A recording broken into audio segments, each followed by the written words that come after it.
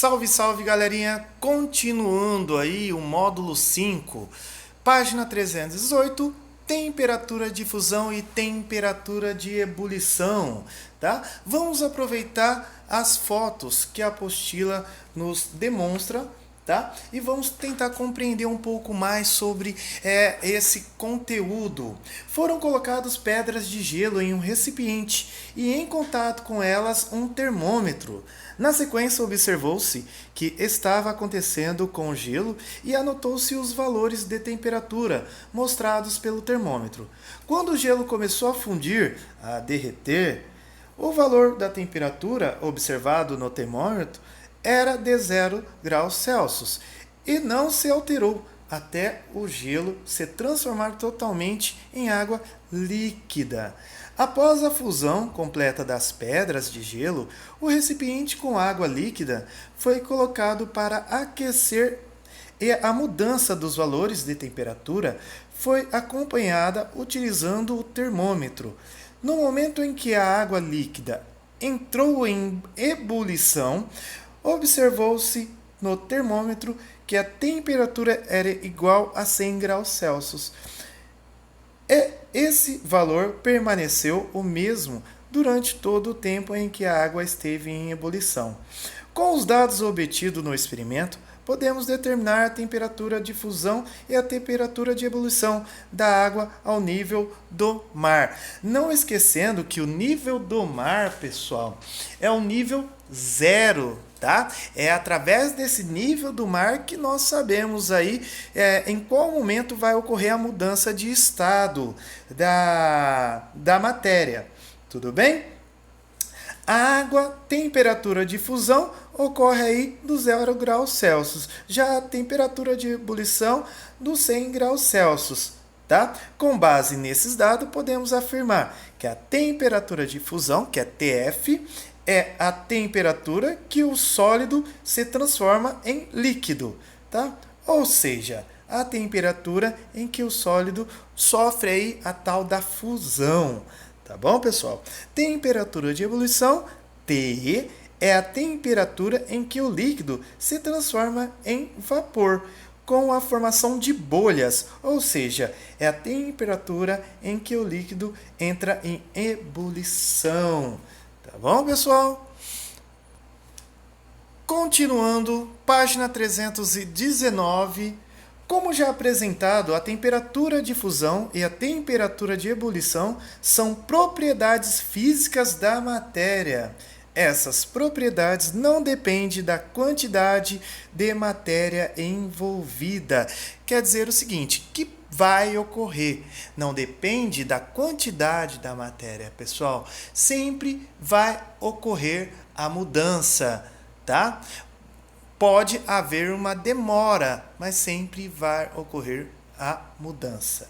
Suponha dois recipientes com água em temperatura ambiente e ao nível do mar. Lembra? Nível 0. Um deles tem 300 ml, tá? Mililitros de água, e o outro tem 600 ml, mililitros de água. Ao serem aquecidos, a água no interior deles entrará em ebulição, a mesma temperatura, isto é, a 100 graus Celsius, pois a temperatura de ebulição não varia com a quantidade de matéria, tá bom? A única diferença ao aquecer 300 ml ou 600 ml de água é o tempo, porque 600 ml demoram mais para aquecer e entrar em ebulição que 300 ml, como eu já tinha dito a vocês antes, né? Que o tempo de ebulição de um recipiente para o outro é o tempo. 300 ml vai entrar em ebulição muito mais rápido do que 600 ml de água. Tá bom, pessoal? Conhecendo as temperaturas de fusão e de ebulição, é útil em algumas situações, como diferenciar materiais e prever o estado físico em determinada temperatura. Diferenciar materiais. Uma das formas de descobrir se o líquido contido em cada recipiente é água ou outro líquido visualmente parecido é determinar a temperatura de ebulição de cada um deles. Caso o valor determinado ao nível do mar seja de 100 graus Celsius, comprovaremos que os frascos ao lado contêm água, pois esse é o valor da sua temperatura de ebulição. Para diferenciarmos os materiais, temos temperatura de fusão e a temperatura de ebulição, tá? Turma, página 320, os valores das temperaturas de ebulição e fusão variam com a altitude, tá bom? Dependendo da altitude, vai haver uma variação na temperatura, tá? De fusão e na temperatura de ebulição, como vocês podem ver aí na segunda figura, né? Temos aí 100 graus Celsius, porque está no nível do mar, nós chamamos de nível 0, e aí a temperatura vai mudando de acordo com a altitude, tá bom? Então, assim, temos que aumentar o tempo dessa temperatura para que esse material transforme em outro material, transforme o seu estado. Tá bom, pessoal? A outra coisa que a apostila aborda é sobre pressão, né? Pressão alta e pressão baixa, tá bom? Em lugares baixos, a pressão é alta. Em lugares altos, a pressão é baixa. Tá bom, pessoal? É devido à pressão. Que pressão, professor? Pressão atmosférica. Devido à pressão, ocorre a mudança, né, na temperatura de ebulição e fusão. Tudo bem, pessoal? Quanto maior for a pressão, menor aí a ação sobre a temperatura de ebulição e fusão. Quanto menor for a pressão, né, maior aí a ação em cima das temperaturas de ebulição e fusão. Tá ok, pessoal? Não esquecendo que lugares onde lugares altos a pressão é baixa e lá tem pouco oxigênio. E em lugares baixos a pressão é alta e lá tem muito oxigênio. Tudo bem, pessoal? Página 321.